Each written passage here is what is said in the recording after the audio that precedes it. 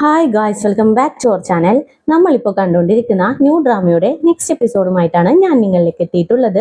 അപ്പോൾ അധികം വെയിറ്റ് ചെയ്യാണ്ട് നമുക്ക് നേരെ എപ്പിസോഡിലേക്ക് പോകാം. ഇപ്പോൾ ഈസോയും ഞാനും കൂടി സംസാരിച്ചുകൊണ്ടിരിക്കുകയാണ്. ജിങ്ഷയുടെ കമ്പനി കുറച്ചും കൂടി പ്രൊട്ടക്റ്റീവ് ആയിട്ട് ഇരിക്കാൻ വേണ്ടിയിട്ട് നമ്മുടെ ഞാനാണെങ്കിലും ഈസോയിനെ കൊണ്ട് കുറച്ച് ഷെയർ ഒക്കെ വാങ്ങിയിട്ടുണ്ട്. ഇപ്പോൾ ആ കാര്യം പറയുവാണ്. അപ്പൊ തന്നെ ഈസോയു, നീ എന്തൊരു പ്രൊട്ടക്റ്റീവ് ആടാ, അവളുടെ കമ്പനി പ്രൊട്ടക്റ്റീവ് ആയിട്ട് ഇരിക്കാൻ വേണ്ടിയിട്ട് എന്തൊക്കെയാ ചെയ്യുന്നത്? ഇതൊക്കെ കാണുമ്പോൾ തന്നെ എനിക്കെന്തോ അസൂയ തോന്നുന്നുണ്ട്. അല്ല, നിങ്ങളുടെ റിലേഷൻഷിപ്പ് ഇപ്പൊ എവിടം വരെ ആയി എന്ന് ചോദിക്കും. എന്തെങ്കിലും ഇവരുടെ ഇടയിൽ തുടങ്ങിയാലല്ലേ എവിടം വരെ ആയി എന്ന് പറയാനായിട്ട് സാധിക്കുള്ളൂ. ഒന്നും തുടങ്ങിയിട്ടില്ലല്ലോ. അതുകൊണ്ട് തന്നെ ഞാൻ ഒന്നും മിണ്ടാണ്ട് നിൽക്കും. എന്താണിത്, നിങ്ങളിപ്പോ സ്റ്റാർട്ട് പോലും ചെയ്തിട്ടില്ലേ? ഇനി എപ്പോഴാണ്? അധികം ടൈം ഒന്നും വേസ്റ്റ് ചെയ്യണ്ടെന്ന് പറയും. നീ എന്തായാലും ഞങ്ങളുടെ കാര്യത്തിൽ സങ്കടപ്പെടേണ്ട. എപ്പോഴാണോ അതിന് വിധിയുള്ളത് ആ ടൈമിന് സ്റ്റാർട്ട് ആയിക്കോളൂ എന്നും പറഞ്ഞ് പുള്ളിക്കാരൻ അങ്ങനെ തന്നെ കാറിലേക്ക് ചെന്നിരിക്കും. ഉടനെ തന്നെ ജിങ്ഷിക്ക് കോൾ ചെയ്ത് എന്തായി, മിഷൻ റിപ്പയർ ചെയ്തോ എന്ന് ചോദിക്കും. റിപ്പയർ ഞങ്ങൾ ചെയ്തുകൊണ്ടിരിക്കുകയാണ്. അതുമല്ലാണ്ട് ലില്ലിയും സിസോയും കൂടി ബെയ്ജിങ്ങിലേക്ക് മിഷൻ എടുക്കാൻ വേണ്ടി പോയേക്കുവാണ്. എന്തായാലും നാളെ രാവിലെ തന്നെ മിഷൻ ഇങ്ങോട്ടേക്ക് എത്തും എന്ന് പറയും. ആ ടൈമിന് മിഷൻ റിപ്പയർ ആക്കിയ പയ്യൻ തന്നെ ഓടി ജിങ്ഷിയുടെ അടുത്തേക്ക് വരും. ഞാൻ ആ മിഷൻ ശരിയാക്കി എന്ന് പറയും. ആ ടൈമിനാണ് ഞാനും അസിസ്റ്റന്റും കൂടി ഫുഡൊക്കെ ആയിട്ട് അങ്ങോട്ടേക്ക് വരുന്നത്. ജിങ്ഷി, ഈ ഫുഡ് ഞാൻ നിനക്ക് വാങ്ങിയതാന്നും പറഞ്ഞ് കുറച്ച് ഫുഡ് എടുത്ത് ജിങ്ഷിയുടെ കയ്യിലേക്ക് കൊടുക്കും. ജിങ്ഷിയും അത് ഹാപ്പി ആയിട്ട് വാങ്ങി വെക്കും. ആ മിഷൻ റിപ്പയർ ആക്കിയ പയ്യനാണെങ്കിലോ ആകെ പേടിച്ചിരിക്കുവാണ്. ദൈവമേ, ഇപ്പൊ മിസ്റ്റർ ഞാൻ വരെ ഇവിടെ വന്നല്ലോ. ഞാൻ ചെയ്ത പണിക്ക് മിക്കവാറും ഞാൻ എന്നെ ജോലിയിൽ നിന്ന് പിരിച്ചു വിടുമെന്ന് പറയും. അപ്പൊ തന്നെ മറ്റേ പെണ്ണ്, എന്തായാലും ജിങ്ഷി അങ്ങനെയല്ല, ജിങ്ഷി എപ്പോഴും നമ്മുടെ കൂടെ നിൽക്കും, നീ വിഷമിക്കാണ്ടിരിക്കുന്നും പറഞ്ഞ് ആ പയ്യനാ ഈ പെണ്ണ് ആശ്വസിപ്പിച്ചോണ്ടിരിക്കും. അതേ ടൈം ഞാനും ജിങ്ഷിയും കൂടി റൂമിലിരുന്ന് സംസാരിക്കുവാണ്. ഇപ്പൊ നീ എന്താണ് തീരുമാനിക്കാൻ പോകുന്നതെന്ന് ചോദിക്കും. എന്തായാലും ഞാൻ അവനെ ജോബിൽ നിന്ന് പറഞ്ഞു വിടാനൊന്നും പോകുന്നില്ല. അവൻ ആ മെഷീൻ റിപ്പയർ ആക്കി, അതൊക്കെ ശരിയാണ്. പക്ഷെ അതിപ്പോ റെഡിയാക്കിയതും അവൻ തന്നെയാണ്. ഞാനും ഇതേപോലുള്ള ഒരുപാട് സിറ്റുവേഷൻസ് ഒക്കെ ഹാൻഡിൽ ചെയ്തതാണ്. ആ ഒരു പ്രഷർ അവർക്ക് കൊടുക്കാനായിട്ട് ഞാൻ തീരുമാനിച്ചിട്ടില്ല എന്ന് പറയും. അതേ ടൈം ശരിയാക്കിയെടുത്ത ആ ഒരു മിഷ്യത്തില് പ്രിന്റ് എടുക്കാനായിട്ട് ഇപ്പോ സാധിക്കുന്നില്ല. ഇനി എന്ത് ചെയ്യുമെന്നും പറഞ്ഞ് തലപകഞ്ഞോണ്ടിരിക്കുമ്പോഴാണ് ലിലിയുടെ അടുത്ത് നിന്നും കോൾ വരുന്നത്. ഞങ്ങൾ ബീജിങ് റീച്ച് ചെയ്തു, അതുമല്ലാണ്ട് പ്രിന്റ് എടുക്കാനായിട്ട് തുടങ്ങി എന്ന് പറയും. ഓ, ഇപ്പഴാ ആശ്വാസമായത്. എന്തായാലും നമുക്ക് എല്ലാവർക്കും പോയി റെസ്റ്റ് എടുക്കാന്ന് പറയും. ഇല്ല, ഞാൻ എന്തായാലും മിഷൻ റെഡിയാക്കി എടുക്കുമെന്നും പറഞ്ഞ് അവന്റെ ഐഡിയാസ് ഒക്കെ ഒരുപാട് ഇവരുടെ അടുത്തായിട്ട് പറഞ്ഞു കൊടുത്തോണ്ടിരിക്കും. അതേ ടൈം യാനിനെ കാണിക്കാണ്. ജിങ്സ് പറഞ്ഞ കാര്യങ്ങളെല്ലാം ഓരോന്നായിട്ട് ഇങ്ങനെ ആലോചിച്ചെടുക്കും. അപ്പോ നീ എന്താണ് പറഞ്ഞു വരുന്നത്? അവർക്ക് ഫേവറായിട്ട് നിൽക്കുമെന്നാണോ എന്ന് പറഞ്ഞുകൊണ്ടിരിക്കുമ്പോ തന്നെ കറക്റ്റ് ആയിട്ട് ഗ്രാൻഡ് പേയുടെ അടുത്ത് നിന്നും മെസ്സേജ് വരും. നീ നാളെ രാവിലെ റോസ് ഗാർഡനിൽ വന്ന് എന്നെ മീറ്റ് ചെയ്യണമെന്ന് പറയും. അങ്ങനെ സീൻ കട്ട് ചെയ്താല് നെക്സ്റ്റ് ഡേ മോർണിംഗും ആകും. രാവിലെ തന്നെ ലില്ലിയും സിജോയും കൂടി പ്രിന്റ് ഔട്ട് ഒക്കെ എടുത്ത് കാറിലേക്ക് കയറിയിരിക്കും. അങ്ങനെ തന്നെ ജിങ്ഷിക്ക് കോൾ ചെയ്ത് ഇനി ഫ്ലൈറ്റ് എടുത്ത് അങ്ങോട്ടേക്ക് എത്തേണ്ട താമസം മാത്രമേ ഉള്ളൂ, ബാക്കിയെല്ലാം ഞങ്ങൾ റെഡിയാക്കിയിട്ടുണ്ടെന്ന് പറയും. അതേ ടൈം ജിങ്ഷി ആണെങ്കിലോ നേരത്തെ തന്നെ ഓഫീസിലേക്ക് എത്തിയിട്ടുണ്ട്. കുറച്ചു നേരം കഴിയുമ്പോഴേക്കും അവിടെയുള്ള എംപ്ലോയീസും അങ്ങോട്ടേക്ക് വരും. ഞങ്ങൾക്കറിയാം മാഡം ഒന്നും കഴിച്ചിട്ടുണ്ടാവില്ല എന്ന്, അതുകൊണ്ട് ഫുഡുമായിട്ടാ വന്നേക്കുന്നതെന്ന് പറഞ്ഞ് കുറച്ച് ഫുഡൊക്കെ എടുത്ത് നമ്മുടെ ജിങ്ഷിയുടെ കയ്യിൽ കൊടുക്കും. ഇന്നൊരു ക്രൂഷ്യൽ ഡേ ആണല്ലോ, അതുകൊണ്ട് തന്നെ ജിങ്ഷി വല്ലാണ്ട് ടെൻസ്ഡ് ആയിട്ടിരിക്കും. അതേ ടൈം യാനാണെങ്കിലും ഗ്രാൻഡ് പെനെ കാണാനായിട്ട് ചെല്ലും. യാനിനെ കാണുമ്പോ തന്നെ, ഞാൻ കേട്ടത് സത്യമാണോ? ജിങ്ഷിയുടെ കമ്പനിക്ക് ഹെൽപ്പ് ചെയ്യുന്നത് നീ തന്നെയാണോ എന്ന് ചോദിക്കും. ഞാൻ ആ കമ്പനിയിൽ ഇൻവെസ്റ്റ് ചെയ്തിട്ടുണ്ട്, അവിടെ എന്ത് പ്രോബ്ലം വന്നാലും ഞാൻ അവരെ ഹെൽപ്പ് ചെയ്യണ്ടേ, അത് മാത്രമേ ഞാൻ ചെയ്തിട്ടുള്ളൂ എന്ന് പറയൂ. ഞാനിങ്ങനെ ജിങ്ഷിയുടെ കമ്പനിക്ക് ഹെൽപ്പ് ചെയ്യുന്നതൊന്നും ഗ്രാൻഡ് പക്ക് ഒട്ടും ഇഷ്ടമായിട്ടില്ല. ഇപ്പൊ ഒരു മരം വളർന്നു വലുതായി കഴിഞ്ഞാല് എന്ത് ചെയ്യണം?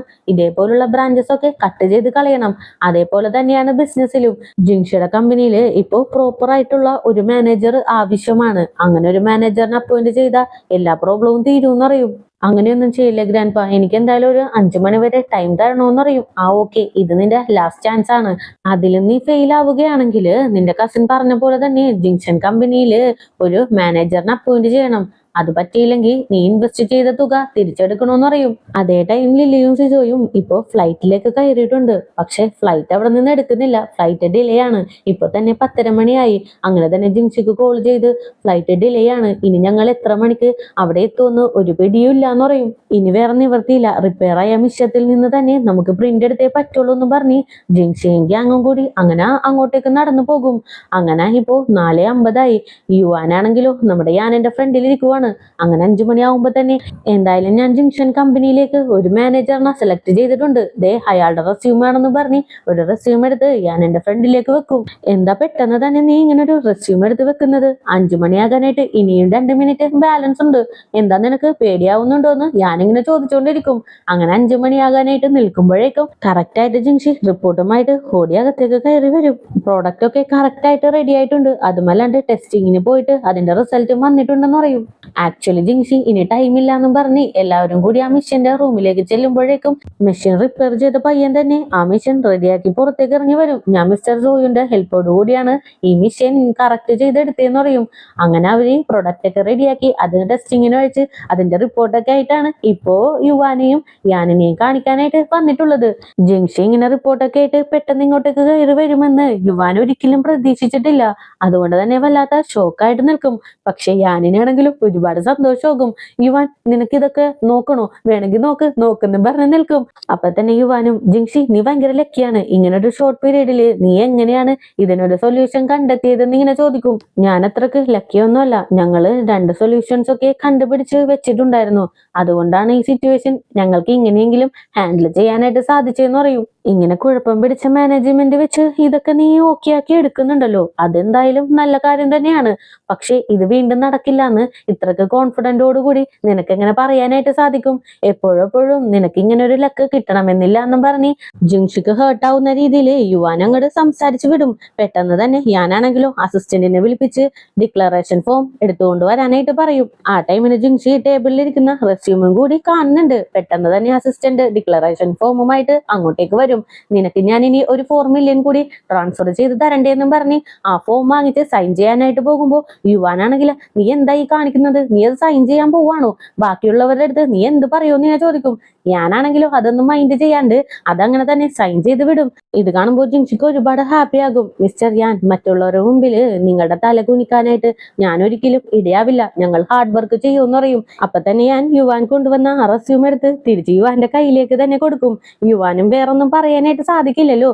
അങ്ങനെ ആ ഒരു റെസ്യൂം വാങ്ങി ഭയങ്കര ദേഷ്യത്തില് പുറത്തേക്ക് പോകും. അപ്പോഴാണ് നമ്മുടെ ലിങ് ഓപ്പോസിറ്റ് നടന്നു വരുന്നത്. എന്ത് പറ്റി ചേച്ചി? ചേച്ചിയുടെ മുഖമൊക്കെ വലിച്ചിരിക്കുന്നുണ്ടല്ലോ, എന്താ കാര്യമെന്ന് ഞാൻ ചോദിക്കും. യുവാനാണെങ്കിലും മാറി നിൽക്കണമെന്നും പറഞ്ഞ് ലിങ്ങിനെയും തള്ളിവിട്ട് ഓടും.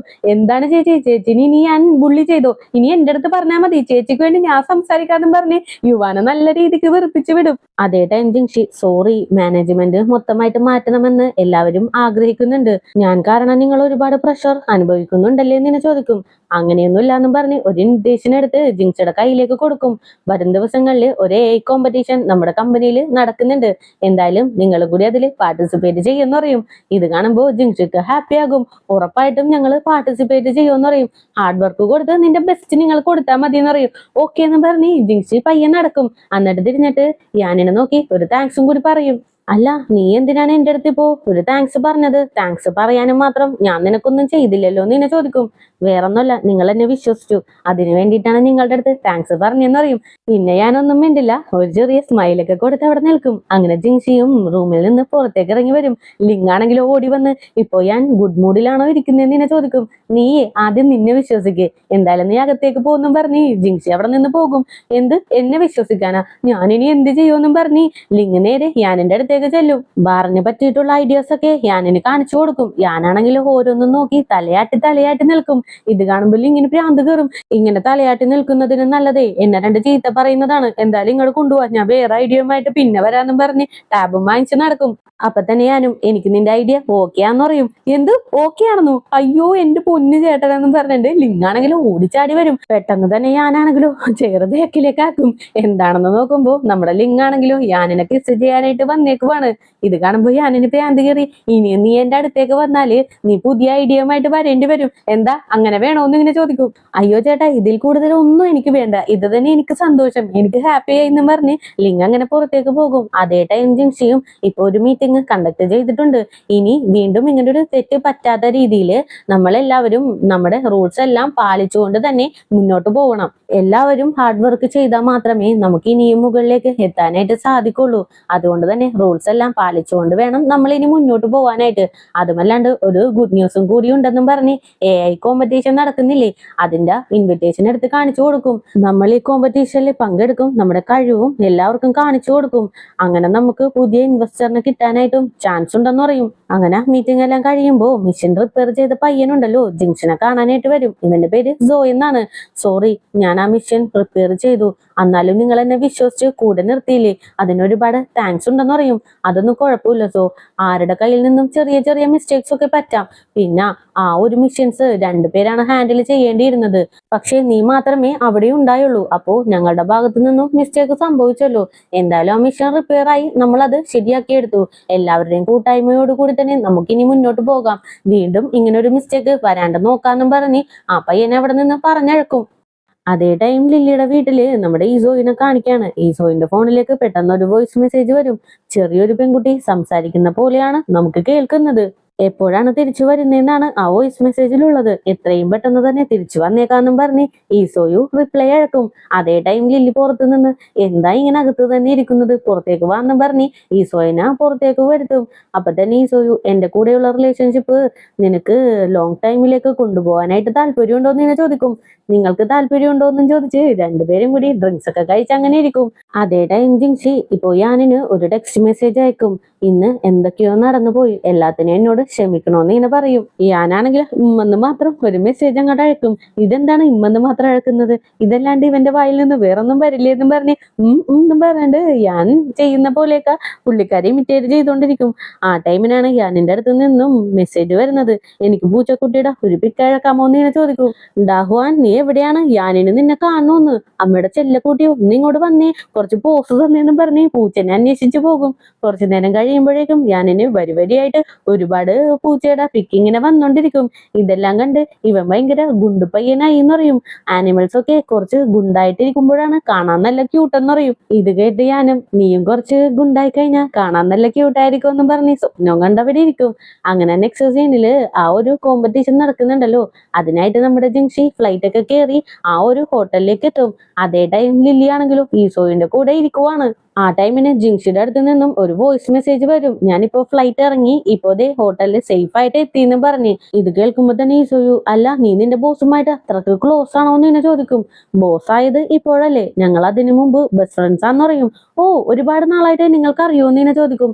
ഒരുപാട് നാളായിട്ട് അറിയാം, എന്റെ സ്കൂൾ മേറ്റ് ആണെന്നോ കോളേജ് മേറ്റ് ആണെന്നോ അങ്ങനെ എന്ത് വേണേലും പറയാം. അല്ല, നിങ്ങൾ എപ്പോഴും എന്നെ കുറിച്ചാണല്ലോ അന്വേഷിക്കുന്നത്, നിങ്ങളെ കുറിച്ചൊന്നും എന്റെ അടുത്ത് പറഞ്ഞിട്ടില്ലല്ലോ. നിങ്ങളെ കുറിച്ചുള്ള ഡീറ്റെയിൽസ് എനിക്ക് പറഞ്ഞു തരാനായിട്ട് പറയും. എന്നെ കുറിച്ച് എന്താ അറിയാനുള്ളത്, ഞാനൊരു ചെറിയ ബിസിനസ് നടത്തുന്നുണ്ട്, കുറച്ച് ഇൻവെസ്റ്റ്മെന്റും ചെയ്യുന്നുണ്ടെന്ന് പറയും. എന്ത് ബിസിനസ് ആണ് നിങ്ങൾ ചെയ്യുന്നത്, എവിടെയൊക്കെ ഇൻവെസ്റ്റ് ചെയ്തിട്ടുണ്ടെന്നും പറഞ്ഞ് വരിയായിട്ട് ലില്ലി ചോദിച്ചോണ്ടിരിക്കും. അപ്പൊ തന്നെ ഈസോയു, നമ്മൾ തന്നെ വല്ലപ്പോഴുമാണ് മീറ്റ് ചെയ്യുന്നത്, അതിന്റെ ഇടയ്ക്ക് ഇതൊക്കെ സംസാരിച്ചിരുന്ന് നമ്മുടെ ടൈം വേസ്റ്റ് ചെയ്യുന്നത് എന്തിനാണെന്നും പറഞ്ഞ് ഈസോയു ആണെങ്കിൽ അവന്റെ ഡീറ്റെയിൽസ് ഒന്നും പറയാണ്ട് ലില്ലിനെ കുറിച്ച് പയ്യെ അറിഞ്ഞുകൊണ്ടിരിക്കുകയാണ്. അതേ ടൈം നമ്മുടെ സിസോനെ കാണിക്കാണ്. ലില്ലിക്ക് ബോയ് ഫ്രണ്ട് ഉണ്ടെന്ന് അറിഞ്ഞതിന് ശേഷം പുള്ളിക്കാരൻ നല്ല അപ്സെറ്റ് ആണ്. ആ ടൈമിന് സാങ് വന്ന്, എന്താ നീ ഭയങ്കര അപ്സെറ്റ് ആണല്ലോ എന്ന് ചോദിക്കും. ഏയ്, എനിക്കൊരു പ്രോബ്ലം ഇല്ലടാ, ഞാൻ ഓക്കെയാണ്, നീ എന്തായാലും പോയിക്കോന്നും പറഞ്ഞ് സാങ്ങിനെ പറഞ്ഞയച്ച് വീണ്ടും ഭയങ്കര സങ്കടത്തിൽ അവിടെ ഇരിക്കും. അതേ ടൈം ജിങ്ഷിനെ കാണിക്കാണ്. കോമ്പറ്റീഷനിൽ ആരൊക്കെ ഗസ്റ്റ് ആയിട്ട് വരും, അവരോടൊക്കെ എങ്ങനെ സംസാരിക്കാമെന്ന് റിഹേഴ്സൽ ചെയ്തുകൊണ്ടിരിക്കും. ആ ടൈമിന് സിസോന്റെ അടുത്ത് നിന്നും കോള് വരും. എക്സിബിഷന് വെക്കാനായിട്ടുള്ള മോഡൽസ് ഒക്കെ റെഡിയായി എന്ന് അപ്പൊ തന്നെ ജിങ്ഷി ചോദിക്കും. അതൊക്കെ ഇവിടെ എല്ലാം സെറ്റ് ആയിട്ടുണ്ടെന്ന് സിസോയും പറയും. അപ്പൊ തന്നെ ജിങ്ഷി, ഈ ഒരു എക്സിബിഷന്റെ സ്പെഷ്യൽ ഗസ്റ്റ് ആരാണെന്ന് അറിയാമോ, മിസ്റ്റർ യാനാണെന്ന് പറയും. എന്ത്, മിസ്റ്റർ യാനോ? അപ്പൊ നമ്മൾ ഉദ്ദേശിക്കുന്ന ആളല്ല, പുള്ളിക്കാരൻ വേറെ ലെവലാണ്, എനിക്ക് അമ്മയെ തോന്നിയതാന്ന് പറഞ്ഞ് സിസോയും ഒരുക്കും. ആ ശരിയടാ ശരി, ഇനി നീ നിന്റെ വർക്ക് നോക്ക്, എന്റെ വർക്ക് ഞാൻ നോക്കട്ടെ എന്നും പറഞ്ഞ് കോള് കട്ട് ചെയ്യും. കുറച്ചു നേരം കഴിയുമ്പോഴേക്കും ജിങ്ഷിയുടെ എല്ലാ ഫ്രണ്ട്സും വീഡിയോ കോളിൽ വരും. എപ്പൊ നീ ഫ്ലൈറ്റ് ഇറങ്ങി, എങ്ങനെയാണ് ഹോട്ടലിലേക്ക് വന്നത്, നീ ഇപ്പൊ ഓക്കെ ആണോ എന്നൊക്കെ എന്ന് ചോദിക്കും. ഇല്ലടി, ഞാൻ ഓക്കെ അല്ല, ഈ എക്സിബിഷന് ആരൊക്കെ വരും, സ്പെഷ്യൽ ഗസ്റ്റ് ആരാണെന്നൊക്കെ നോക്കി ഇപ്പതേ എനിക്ക് ബാക്ക് പെയിൻ ആയി, അതുകൊണ്ട് ഞാൻ സ്ട്രെച്ച് ചെയ്തുകൊണ്ടിരിക്കാന്ന് പറയും. ആ ടൈമിന് നാൻസി, യുഷി നീ ഇപ്പോ ബ്ലൈൻഡ് ഡേറ്റിനൊക്കെ പോവും പോകുന്നുണ്ടോന്ന് ഇങ്ങനെ ചോദിക്കും. എവിടെ പോവാനാടി, എനിക്കൊട്ടും ടൈമില്ല. അല്ല നാൻസി, നിനക്കിപ്പോ ലൈവ് കയറണ്ടേ, അതിനുള്ള ടൈം ആയില്ലെന്ന് ഇങ്ങനെ ചോദിക്കും. അയ്യോ ഞാൻ മറന്നുപോയി, എന്നാ ശരിയെന്നും പറഞ്ഞ് നാൻസി കട്ട് ചെയ്ത് പോകും. അങ്ങനെ എല്ലാ ഫ്രണ്ട്സും കട്ട് ചെയ്യും. അതേ ടൈം നമ്മുടെ യുഷിയാണെങ്കിലോ ഈച്ചന് കോൾ ചെയ്ത്, എന്റെ ഫ്രണ്ട് 2 മൂവി ടിക്കറ്റ് തന്നിട്ടുണ്ട്, ഈച്ച നാളെ നീ ഫ്രീ ആണെങ്കിൽ നമുക്ക് ഒരുമിച്ച് മൂവിക്ക് പോയാലോ എന്ന് ഇങ്ങനെ ചോദിക്കും. അയ്യോ സുഷി, ഞാൻ ഫ്രീ അല്ല, എനിക്ക് നാളെ ഒരു ഇന്റർവ്യൂ ഉണ്ടെന്ന് പറയും. It's okay, no problem. Interview നന്നായിട്ട് അറ്റൻഡ് ചെയ്യുന്നു പറഞ്ഞ് കോൾ അങ്ങോട്ട് കട്ട് ചെയ്യും. അതേ ടൈം ലിങ് ആണെങ്കിലോ നാൻസിയുടെ ലൈവ് ഇപ്പോ കണ്ടോണ്ടിരിക്കുകയാണ്. ആ ലൈവില് ഒരാളാണെങ്കിലോ നമ്മുടെ നാൻസിനെ മാരേജ് ചെയ്യണമെന്നും പറഞ്ഞ് കുറച്ച് ഗിഫ്റ്റ് ഒക്കെ അയച്ചു കൊടുക്കും. ഇത് കാണുമ്പോൾ ഇങ്ങനെ ചെറുതായിട്ട് ജലസ് അടിക്കുന്നുണ്ട്. അങ്ങനെ തന്നെ മെസ്സേജ് അയച്ച്, നീ കാരണമാണ് എന്റെ ബിസിനസ് ഇപ്പോൾ ഓണായിട്ടുള്ളത്, അതുകൊണ്ട് തന്നെ നിനക്ക് ഞാൻ ട്രീറ്റ് വെക്കുന്നുണ്ട്, നീ ഫ്രീ ആണെങ്കിൽ വാന്ന് പറയും. ആ ഓക്കെ ഞാൻ വന്നേക്കാന്ന് പറഞ്ഞ് റിപ്ലൈ വഴക്കും. ലിങ് ആണെങ്കിലും അതിൽ നിർത്താണ്ട്, ലൈവ് കഴിയുമ്പോ തന്നെ നീ എന്നെ വിളിക്ക്, ബാറിലേക്കുള്ള സൗണ്ട് സിസ്റ്റം ഒക്കെ നോക്കാനായിട്ട് പോണം, അതുകൊണ്ട് നീയും കൂടി എന്റെ കൂടെ വാന്നും പറഞ്ഞ് മെസ്സേജ് അയച്ചു വിടും. അതേ ടൈം നമ്മുടെ ജംഗ്ഷനെ കാണിക്കാണ്. ഒരു കഫേയിൽ ചെന്നിരുന്ന് ഫുഡൊക്കെ ഓർഡർ ചെയ്തിട്ടിരിക്കുമ്പോ പെട്ടെന്ന് ഞാൻ വന്ന് അവിടെ ഫ്രണ്ടിലേക്ക് ഇരിക്കും. എന്താണ് നീ ഇവിടെ വന്നിരിക്കുന്നത്, പുറത്തൊന്നും കാണാനായിട്ട് പോയില്ലെന്ന് എന്നെ ചോദിക്കും. ഞാനതിനിവിടെ ചുറ്റി കാണാനായിട്ട് വന്നതല്ലല്ലോ, സോ കുറച്ച് പ്രിപ്പറേഷൻ ഉണ്ടായിരുന്നു എന്ന് പറയും. നീ എന്താ പ്രിപ്പയർ ചെയ്തേന്ന് എന്നെ ചോദിക്കും. ഏയ് എനിക്കിപ്പോ എന്തായാലും പറയാനായിട്ട് സാധിക്കില്ല, അതെന്റെ സീക്രട്ടാന്ന് പറയും. എന്തായാലും ഇതോടുകൂടി തന്നെ ഇന്നത്തെ എപ്പിസോഡും കൂടി ഇവിടെ അവസാനിക്കാണ്. നെക്സ്റ്റ് എപ്പിസോഡുമായിട്ട് എത്രയും പെട്ടെന്ന് തന്നെ വരുന്നതായിരിക്കും. അപ്പോൾ പുതിയ കൂട്ടുകാരെങ്കിലും നമ്മുടെ ഈ ചാനൽ വിസിറ്റ് ചെയ്തിട്ടുണ്ടെങ്കിൽ സബ്സ്ക്രൈബ് ചെയ്ത് കൂടെയുള്ള ബെല്ലൈക്കണും കൂടി എനേബിൾ ചെയ്ത് വെച്ചേക്കുക. കൂടെ തന്നെ വീഡിയോക്ക് ഒരു ലൈക്കും വീഡിയോനെ കുറിച്ചുള്ള അഭിപ്രായങ്ങൾ കമന്റിലൂടെയും അറിയിച്ച് ഞങ്ങളെ സപ്പോർട്ട് ചെയ്യുക. അപ്പോൾ നെക്സ്റ്റ് എപ്പിസോഡുമായിട്ട് വരുന്നവരേക്കും tata bye bye, see U.